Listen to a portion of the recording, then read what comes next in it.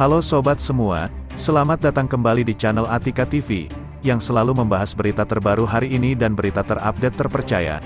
Jangan lupa like dan subscribe channel ini ya sobat. Oke, langsung saja kita mulai ke berita yang pertama.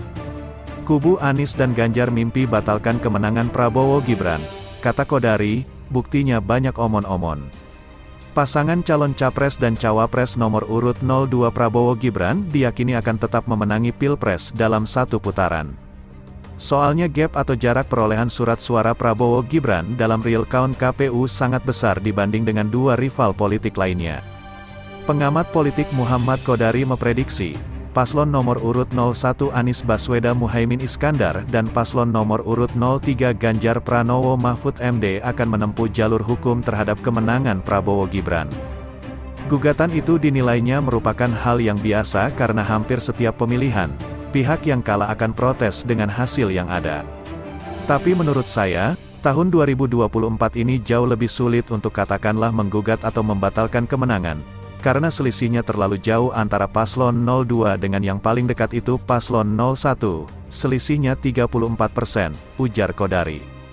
Menurut dia, alasan pihak yang kalah mengajukan gugatan biasanya ingin menunjukkan adanya temuan atau dugaan pelanggaran dalam pemilu. Di sisi lain, mereka ingin menyampaikan pesan kepada publik bahwa pihak mereka sebetulnya tidak kalah dalam ajang ini. Belajar dari pengalaman tahun 2014 Pilpres, pada waktu itu selisih Pak Prabowo dengan Pak Jokowi itu cuma 8%, itu saja nggak bisa dibuktikan, apalagi ini yang 34%, ujarnya. Selain itu, biasanya para pelapor akan menghadirkan saksi yang kurang kredibel dalam memberikan keterangan di persidangan Mahkamah Konstitusi. Para saksi itu biasanya tidak mampu memperkuat pernyataan dengan bukti dan fakta di lapangan, tetapi hanya sekadar lisan. Itulah berita yang pertama, sekarang Mimin akan bacakan berita yang kedua. Temukan kecurangan, Anies bongkar problem besar di Pilpres 2024. Calon Presiden nomor urut 1 Anies Baswedan angkat suara soal dugaan kecurangan di pemilu Pilpres 2024. Anies mengungkapkan salah satu masalah serius yang mengarah pada dugaan kecurangan. Menurut Anies, problem besar terjadi justru bukan saat pencoblosan di tempat pemungutan suara tetapi justru pra-TPS.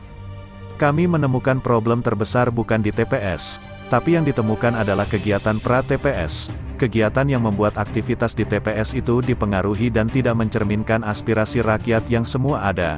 Ini temuan paling mendasar, jelasnya.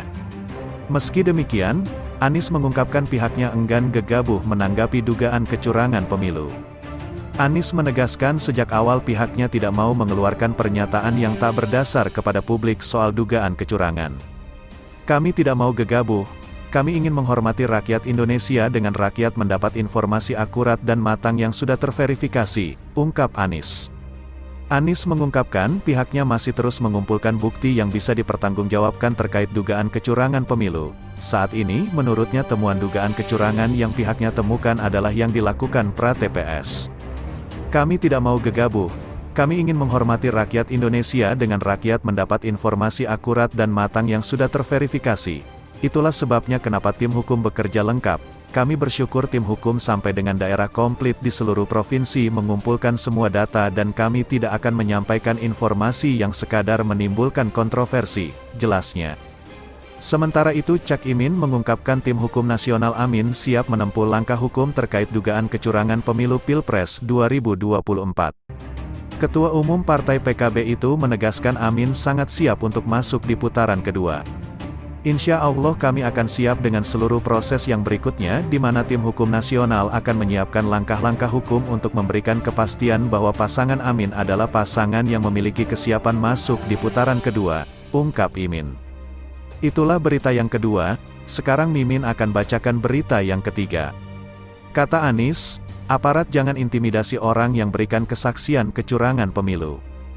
Calon Presiden nomor urut 1 Anies Baswedan, meminta aparat penegak hukum tidak mengintimidasi setiap orang yang ingin bersaksi terkait praktik kecurangan dalam pemilu 2024. Kami minta kepada seluruh jajaran aparat kita, jangan ada yang mengintimidasi mereka yang bersaksi karena kita sudah menemukan di lapangan, ujar Anies. Kata Anies, mereka yang menemukan praktik kecurangan dalam pemilu 2024 mengalami intimidasi dan ketakutan untuk menyampaikannya. Padahal, ini negeri yang merdeka. Jangan sampai itu terjadi, tutur Anies.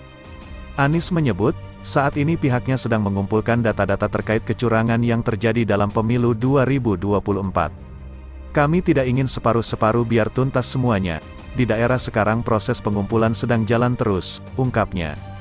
Pihaknya, ujar Anies, tidak ingin gegabah dalam menyampaikan informasi yang nantinya menjadi kontroversi. Kami ingin menghadirkan pemilu, Pilpres yang berkualitas yang penuh dengan nilai kejujuran, kata Anies. Berita selanjutnya, Anies singgung Prabowo yang dapat ucapan selamat dari pemimpin dunia, kata Anies, harusnya tunggu KPU. Anies Baswedan menyinggung soal Capres nomor urut 2 Prabowo Subianto yang mendapat ucapan selamat dari berbagai pemimpin sejumlah negara lantaran unggul di hasil hitung cepat atau quick count Pilpres 2024. Adapun dari penjelasan tim kampanye nasional Prabowo Gibran, sejumlah pemimpin negara asing yang sudah memberi ucapan selamat ke Prabowo, yaitu Perdana Menteri Australia Anthony Albanese, Perdana Menteri Singapura Lee Hsien Loong, PM Malaysia Anwar Ibrahim, dan PM Ceko Peter Fiala. Capres nomor urut 1, Anies Baswedan, menilai hal tersebut terlalu dini. Seharusnya kata Anies, semua pihak bersabar menunggu keputusan resmi dari KPU untuk memastikan pemenangnya dulu. Menurut saya, semuanya harus tunggu, sampai kepada seluruh perhitungan ini selesai dan hormati KPU, karena penyelenggaranya adalah KPU, kata Anies.